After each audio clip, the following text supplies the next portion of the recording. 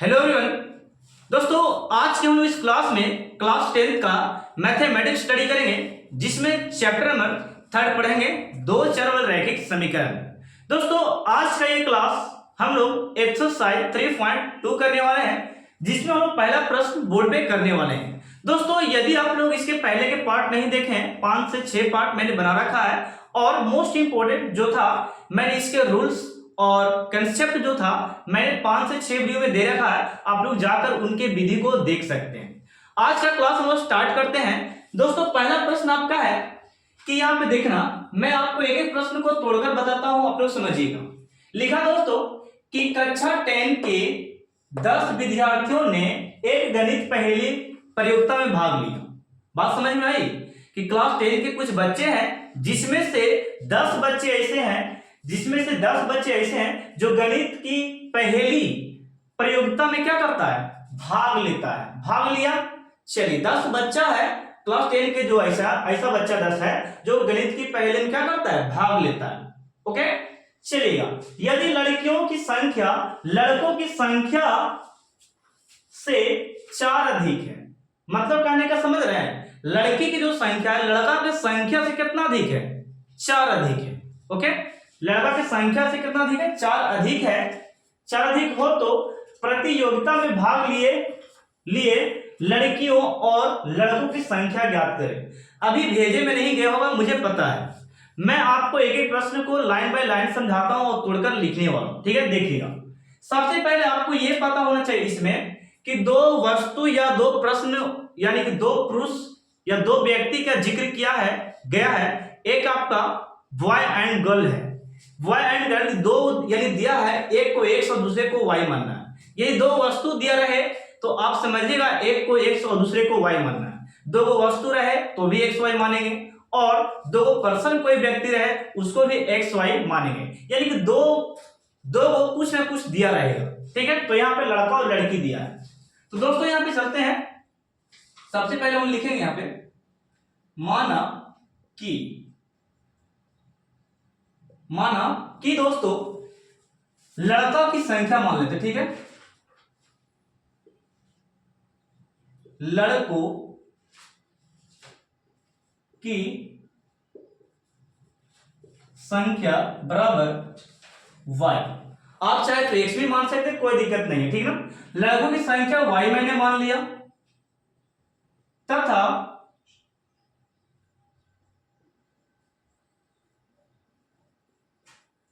लड़कियों की संख्या x। यहां तक कोई दिक्कत है आपको मानने में? इतना तो आपको मानना पड़ेगा, चाहे x इसको मानी चाहे इसको मानी, कोई दिक्कत नहीं है। ठीक है, प्रश्न से अब समझना सबसे बड़ी बात है मेरे प्यारे बच्चों, प्रश्न से समझना सबसे बड़ी बात है, वो मैं आपको समझाता हूं। ठीक है, चलिए। टोटल बच्चे ये पता हो गया आपको कितना विद्यार्थी ने भाग लिया, 10 विद्यार्थी। टोटल कितना, 10। ठीक है, 10 विद्यार्थी है और 10 विद्यार्थी भाग तो ले लिया, लेकिन कहता है कि लड़की जो है, ये देख रहे हैं, ये लड़की की संख्या लड़कों की संख्या से 4 अधिक है।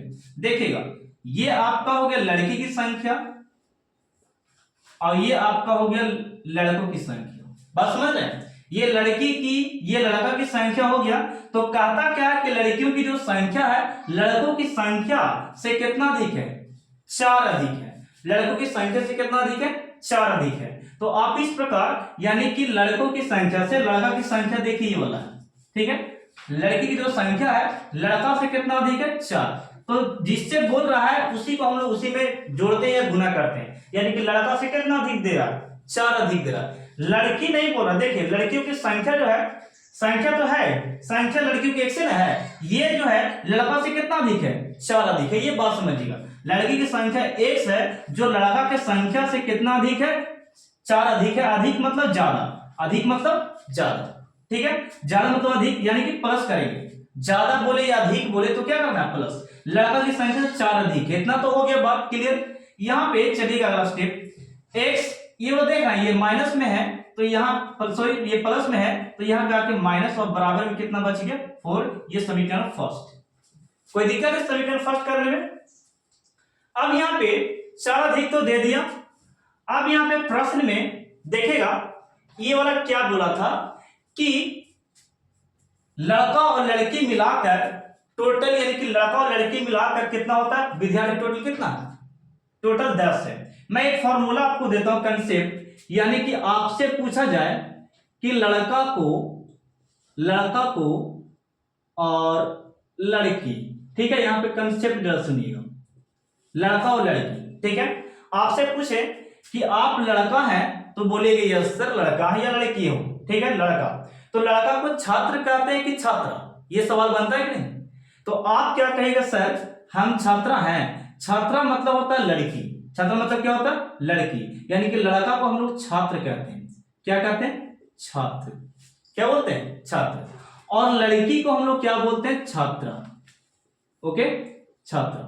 तो बताओ छात्र प्लस छात्रा, लड़की प्लस लड़का बराबर क्या होता है बच्चे विद्यार्थी, क्या होता है विद्यार्थी, क्या होता है विद्यार्थी,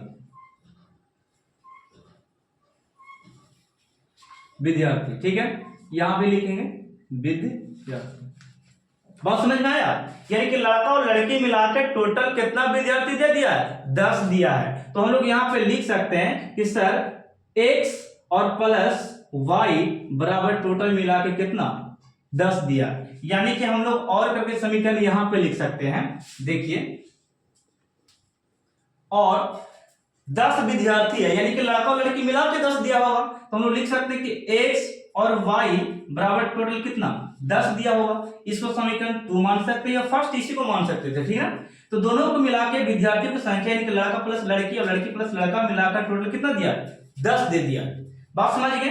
अब ये दोनों को सॉल्व करेंगे, तो हम लोग सबसे पहले इसको सॉल्व करने के लिए हम लोग क्या करेंगे, यहाँ पे देखिए समीकरण फर्स्ट और सेकंड में चलते हैं, लुप्तीकरण से स्टार्ट करते हैं, ठीक है, लिखेंगे समीकरण फर्स्ट एवं सेकंड से, फर्स्ट एवं सेकंड से, ठीक है, फर्स्ट वाला क्या आपका समीकरण है x माइनस वाई बराबर 4 और x प्लस वाई बराबर 10, ये हमने लिख दिया, ठीक है।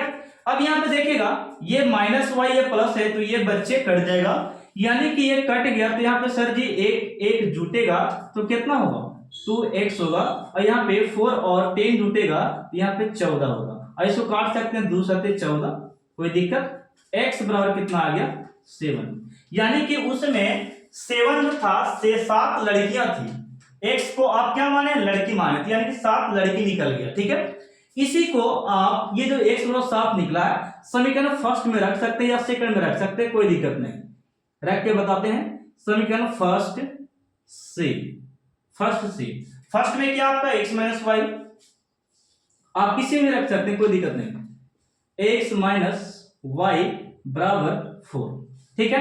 तो देखना दोस्तों यहाँ पे x की जगह पे कितना बैठाना 7, तो हम लोग यहाँ पे 7 बैठा है, माइनस वाई बराबर कितना हो गया 4, यहां पे देखना एक स्टेप, तो ये जो है माइनस यहाँ पे y बच गया, यहाँ पे कितना बचा माइनस y, और ये प्लस है, तो RHS में अगर जाएगा RHS में तो क्या हो जाएगा माइनस, ये प्लस 7 है तो माइनस में जाके बोल सकते RHS में जाके क्या हो गया माइनस, तो दोस्तों यहाँ पे y बराबर यानी कि 7 में से 4 घट गया तो ये -3, और ये माइनस माइनस कट गया, y बराबर कितना हो गया 3, यानी कि सर जी 10 बच्चे में लड़कियों की संख्या थी 7 और लड़कों की संख्या 3 थी, टोटल मिला के कितना था 10। तो ये था क्वेश्चन सॉल्व करने का तरीका, और ये कंसेप्ट आप लोग थोड़ा सा याद रखना बच्चे आपके लिए, ठीक ना। तो मिलते हैं हम लोग नेक्स्ट क्वेश्चन में, इसके नेक्स्ट क्वेश्चन 1 का सेकंड क्वेश्चन में मिलते हैं, तब तक के लिए आप लोग क्या कीजिए इसको स्क्रीनशॉट लीजिए और शेयर वीडियो को जरूर कीजिएगा, ठीक है। मैं आपको सेकंड क्वेश्चन बताता हूं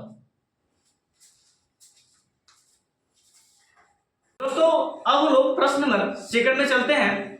देखिए प्रश्न नंबर सेकंड क्या है दोस्तों, 5 पेंसिल तथा 7 कलमों का मूल्य 50 रुपया है, यानी कि 2 ऑब्जेक्ट है जिसमें 5 और 7 है, ठीक है, यानी कि टोटल मूल्य 50 रुपया दिया गया। सबसे पहले यही लाइन को डिस्कस करते हैं तब आगे बढ़ते हैं, ठीक ना।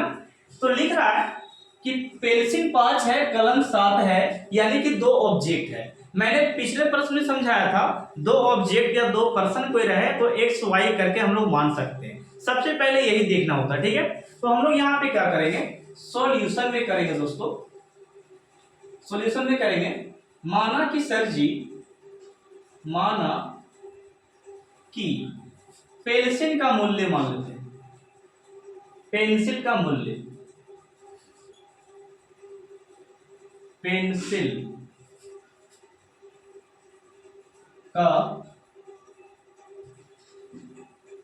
मूल्य कितना, 100 रुपया, यानी कि 5 पेंसिल है। माना पेंसिल और कितना 5, या पेंसिल का मूल्य कितना हो गया 100 रुपया। अब यहाँ पे जरा देखेगा कितना कलम है 7। अब एक कलम को मान लेना इस बार, यानी तथा